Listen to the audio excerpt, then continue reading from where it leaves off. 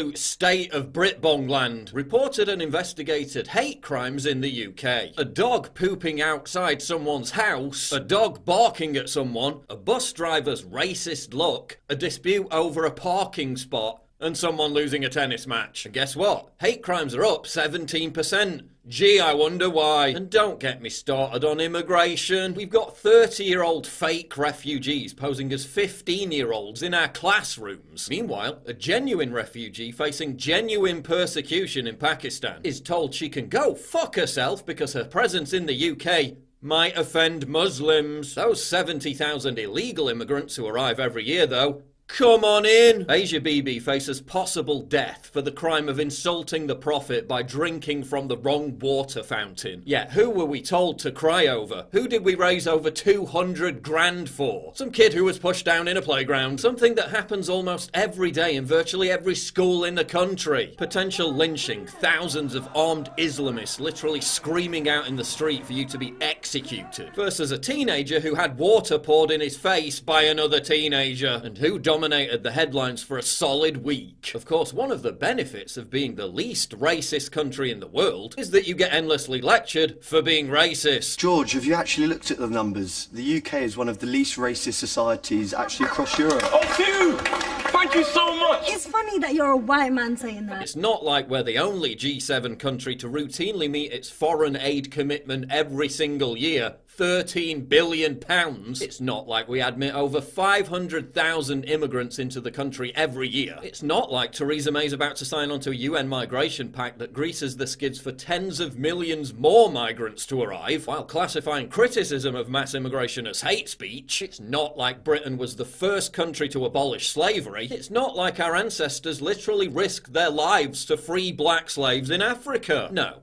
We're racist. So racist that in order to keep reminding us how racist we are, white fathers have to be ethnically cleansed from television commercials. But hey, at least we take care of our own, right? With a bitterly cold January just around the corner, it's not like homelessness has been on the rise for 7 straight years, is it? Oh, but there's plenty of money. Tens of thousands of pounds to pay for a murderer who tortured and beat a man to death to get a sex change at taxpayer expense. Most of the people I've discussed this with think it's outrageous, one police officer told The Times. You can murder someone brutally, but while you're in prison, you're entitled to everything you ask for, no matter the burden you put on a stretched system, because it might breach your human rights to say no. As former prison doctor and author Theodore Dalrymple wrote, a deep moral cowardice infects Britain. Morrissey. I knew who you are. So do I. The Conservatives conserve nothing in modern Britain. In fact, they are the prime destructors of British heritage. Labour are no different. And then there's Brexit. Remain or leave, I guess they never leave, huh? You got a customs union, I bet it doesn't let ya. You gon' find another member and we'll miss ya. He gon' skirt and hit resign like Mr. Reza. Let's just be honest, save some last-minute miracle. Brexit isn't happening. But who cares about such petty things as sovereignty and democracy when there's a chance, just a chance, that we might have to wait a bit longer to have our coffee served in Pret? To send them back. For anybody else here who works in London, who would be serving our coffee in Pret? Who would be selling us our sandwiches in Pret? The horror! Gotta top up those Euro trash wage slaves! When are we going to get a leader who isn't a national embarrassment? When are we going to get a leader who truly represents the interests of the British people? I am the king. I am the leader. I am the king.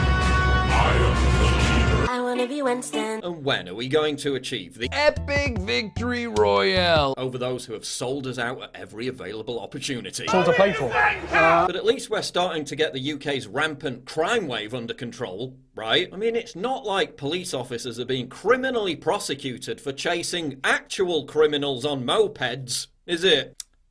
Oh, it's not like after a huge cover-up of grooming gangs in South Yorkshire, it's not like while there are currently 98 investigations into the response of South Yorkshire police to grooming gangs in Rotherham, that South Yorkshire police posted a tweet encouraging people to report insulting comments online that don't even qualify as hate speech, is it? Oh, but don't worry, because they've got plenty of time to investigate mean tweets, because it's not like only 9% of actual crimes end with a suspect actually being charged, is it? Oh. But instead of spending money on more police patrols, the government, in its infinite wisdom, is spending money on pushing news stories about violent crime in London down in search result rankings. Yeah, burying the news won't stop people from being stabbed and acid attacked.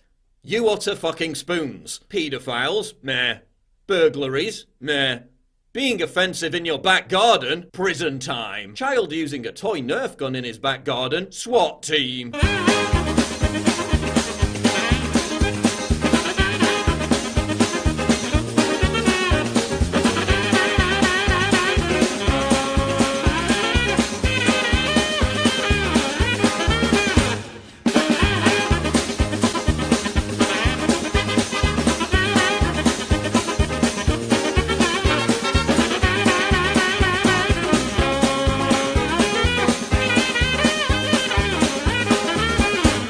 Hey, arrest rates for offensive speech are up 900%.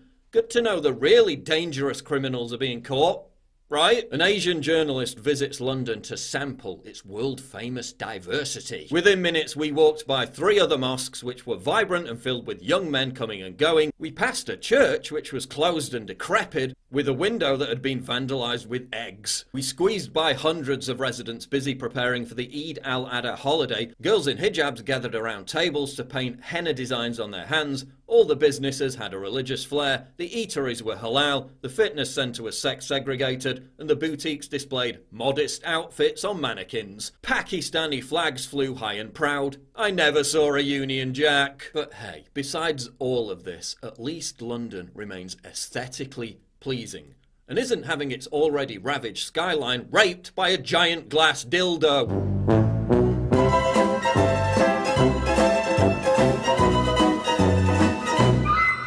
Oh. Please click the big red button to subscribe. It really helps me when you do that, and click the bell to allow notifications so you never miss a new video.